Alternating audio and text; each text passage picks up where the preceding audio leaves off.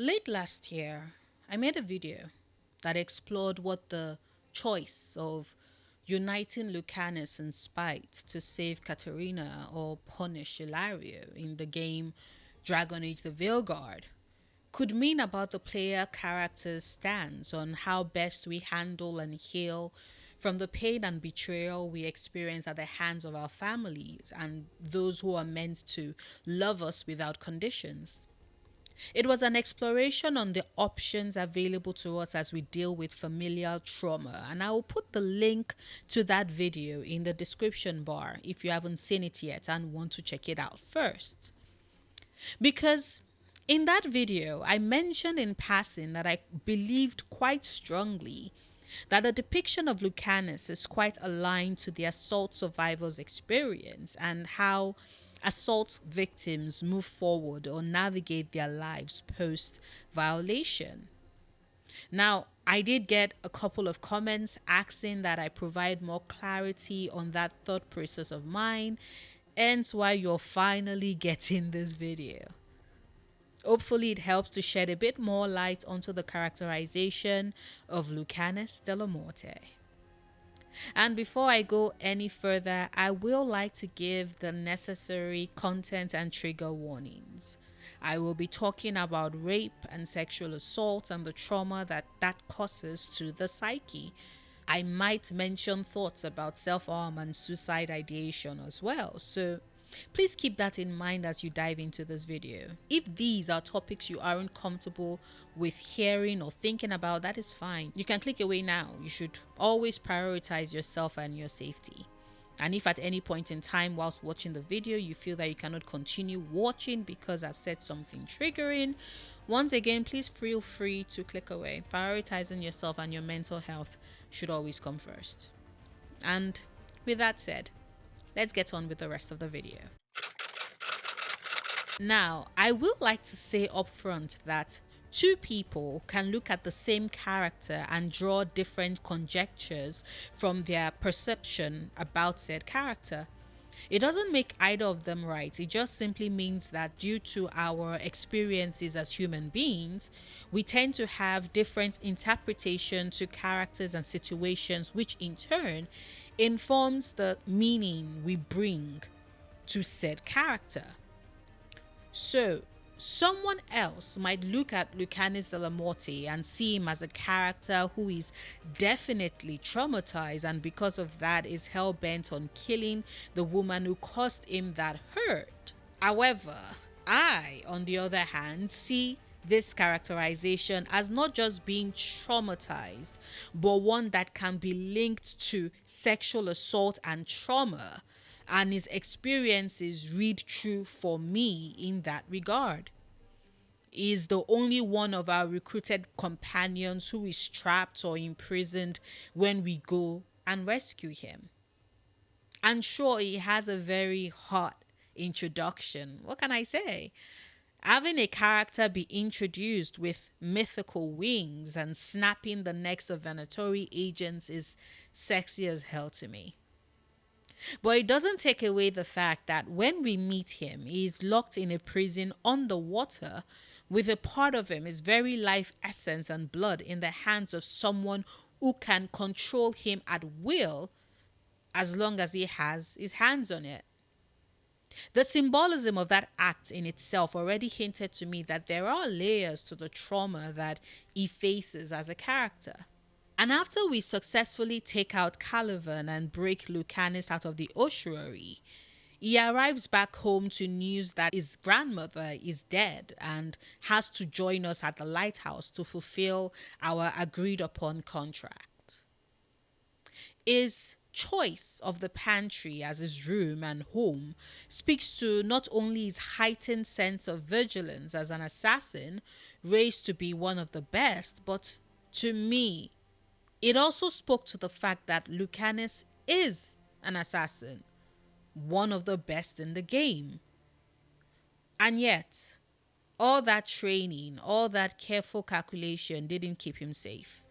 Didn't stop Zara Renata from capturing him and torturing him, all with the plan and hope to break him and merge him with Spite. There's a lot of significance to spite being the demon that Zara tried to merge Lucanis with, all for the ultimate goal of playing God and wielding them both together as a tool to serve her own purpose. In experimenting on both Lucanis and Spite, she, for the 1 year plus that she had him imprisoned, she violated them both in the most egregious of ways. What she sought to do was to own and possess him completely for the rush and power it brought her. After all, like Oscar Wilde said, everything in the world is about sex except sex. Sex is about power. And after Lucanis is rescued from the ossuary, he is forever changed, turned into an abomination with a demon in his mind that keeps him unable to sleep for fear of Spite taking over his body and him being unable to do anything about him. There's a lot of significance to be seen in the fact that it is when Lucanus gets together with Rook that he finally gets the chance to sleep without fear.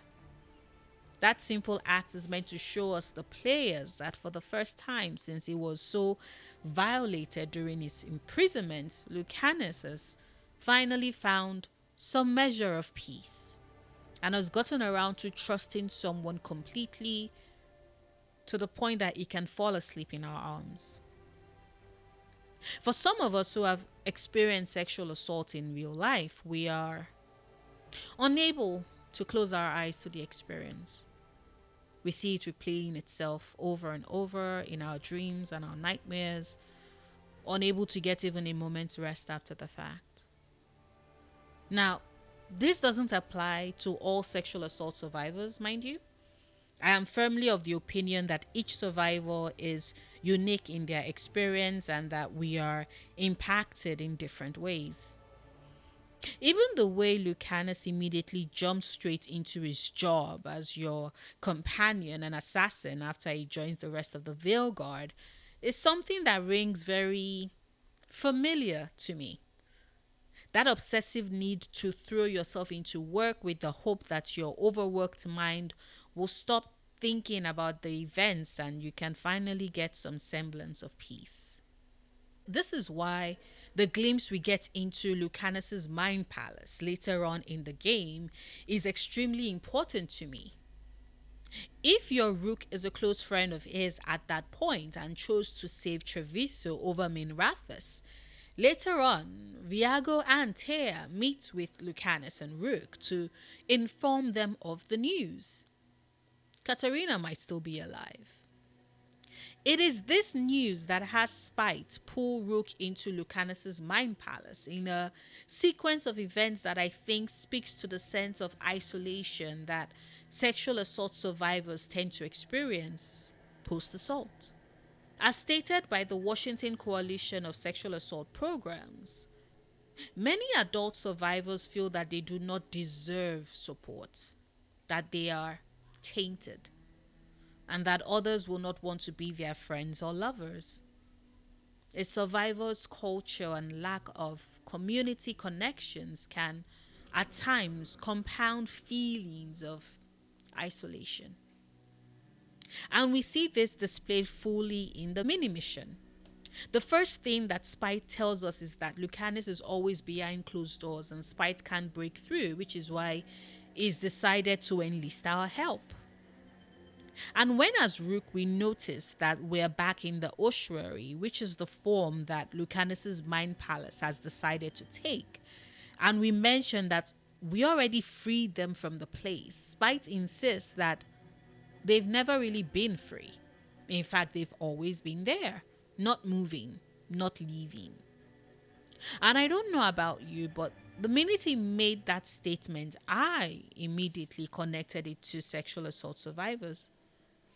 The experience that you're still there, still trapped in that moment, unable to leave, unable to move, with all the blame turned inwards, like you're trapped in an unending nightmare that you can't break free of because somewhere in your subconscious, you think you're responsible for what you went through and the the pain you're feeling. The first person we run into is Katerina, who tells Rook that they broke their promise because instead of bringing back her grandson, Rook brought back an abomination instead. Those words to me speak to how assault can change you, make you feel monstrous for something that was done to you, whereby you feel tainted by the experience. Not really clean, but defiled, irrevocably changed. It's why Rook's response in that scene is very important. You get to tell her, and because Katerina isn't really there, you are actually telling Lucanis that he is still the same young boy his grandmother has always loved, and she would never think of rejecting him because of what has happened. This right there is a reminder that therapists who attend to sexual assault survivors often tell us that we are still us, still the same people in the eyes of our loved ones, and there's no need to isolate from that love for fear of us being different because of the experience and trauma. Then we run into Hardin, through whom Lucanis expresses his fears that what if he's already lost and all that's left is the demon that he actually is? To which Rook reminds him that he is who he's always been, someone that Rook trusts implicitly. Once again, navigating a post-sexual assault experience is often tied to identity. Because when you're violated in such a way, it changes the very essence of who you are. Or at least the trauma of the experience makes you think so. Having that constant reassurance that you are you and worthy of trust when said experience has led to you not even being able to trust yourself is critical to healing. And we see that with Lucanis and the Mind Palace.